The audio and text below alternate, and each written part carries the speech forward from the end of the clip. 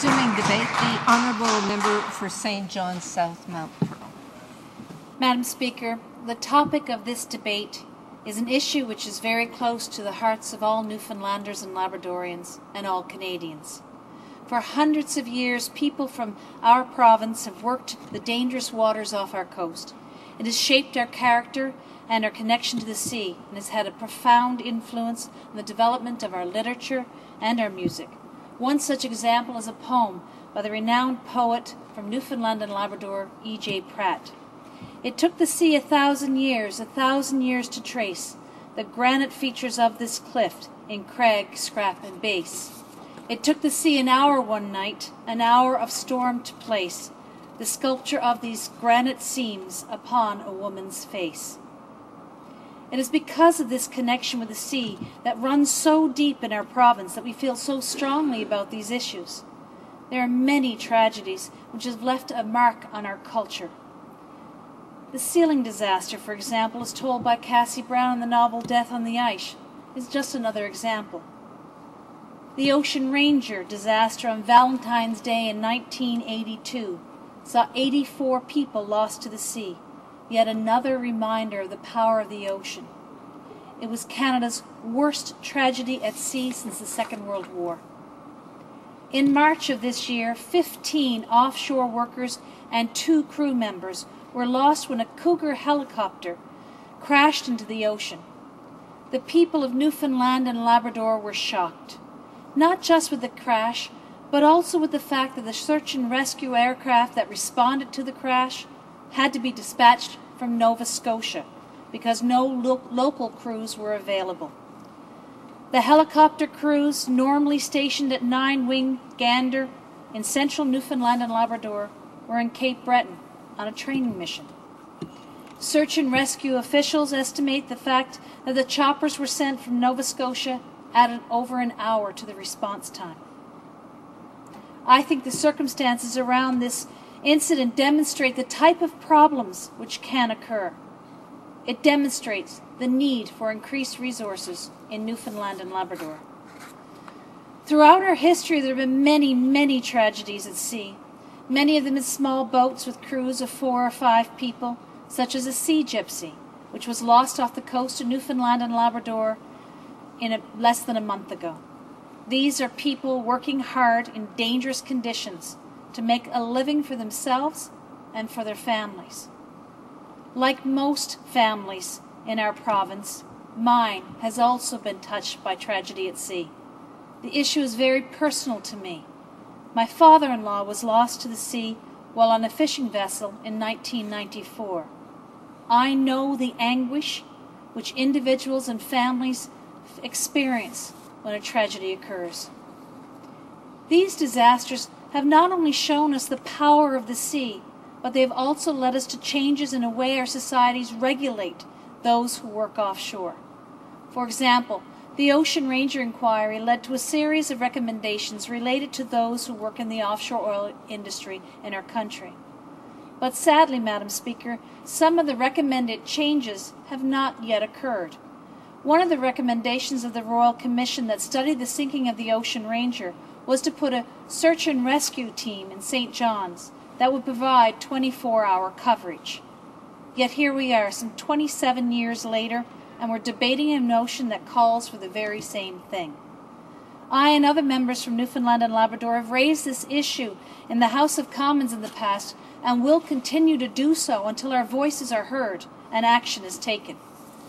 The tragedy of the Sea Gypsy just weeks ago emphasized the importance of getting swift action from the government, but the response from the Minister of National Defence up to this point has been very disappointing and is far from what is required.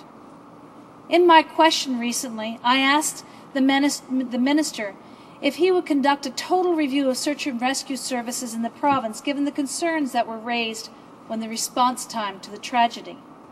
In his response, the Minister would make no commitment to conduct such a review and only said, "This particular issue around the placement of search and rescue assets has been one that has required a great deal of attention."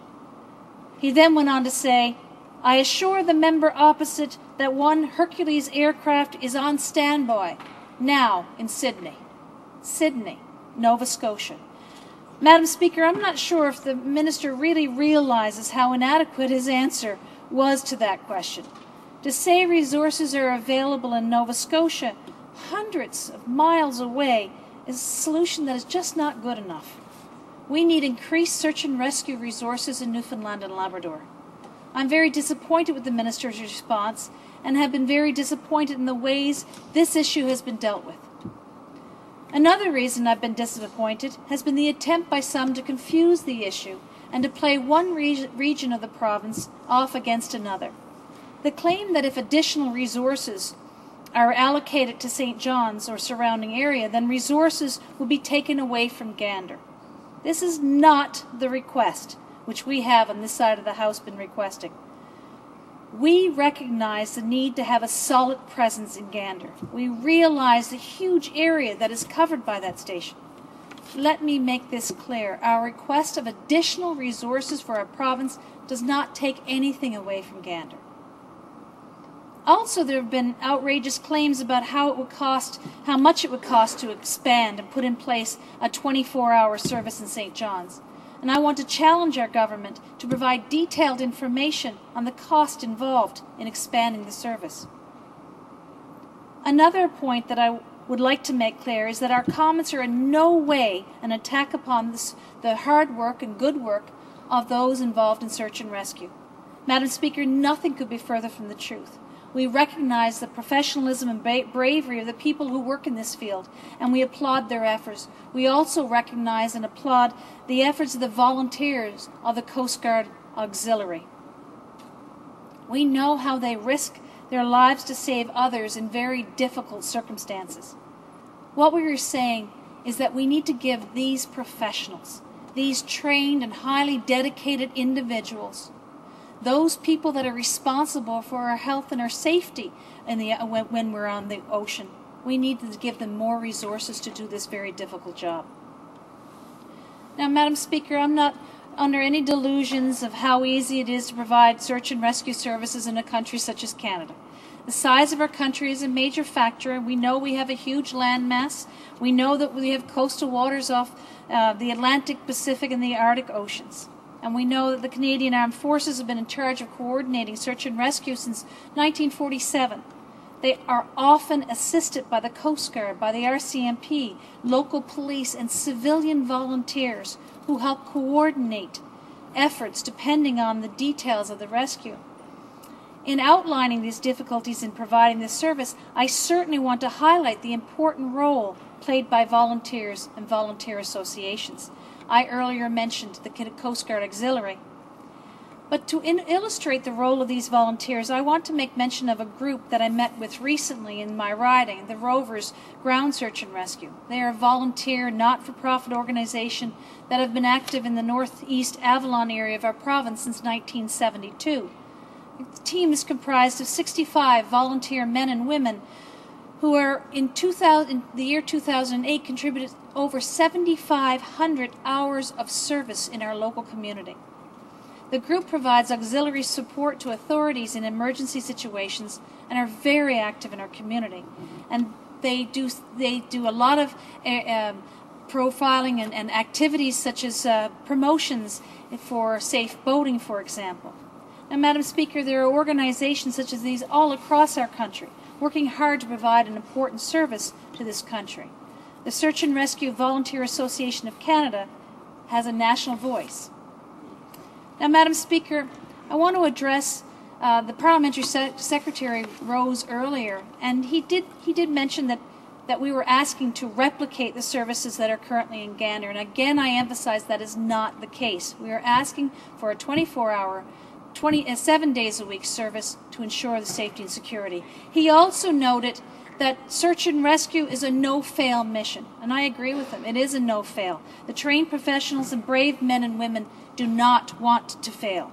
But if the government fails when we do not provide adequate and substantial resources to ensure the safety of the men and women who make their living on the sea. In closing, I want to ask all members of this House. I'm very, very pleased to hear the New Democratic Party offer their support and the Bloc Québécois offer their support. But I'm asking all members of this House to recognize the importance of this issue, to recognize that we can provide better search and rescue services to the people who work in very dangerous waters off the coast. I ask for their support. I ask for additional resources to be allocated to ensure 24/7 search and rescue service. Thank you, Madam Speaker.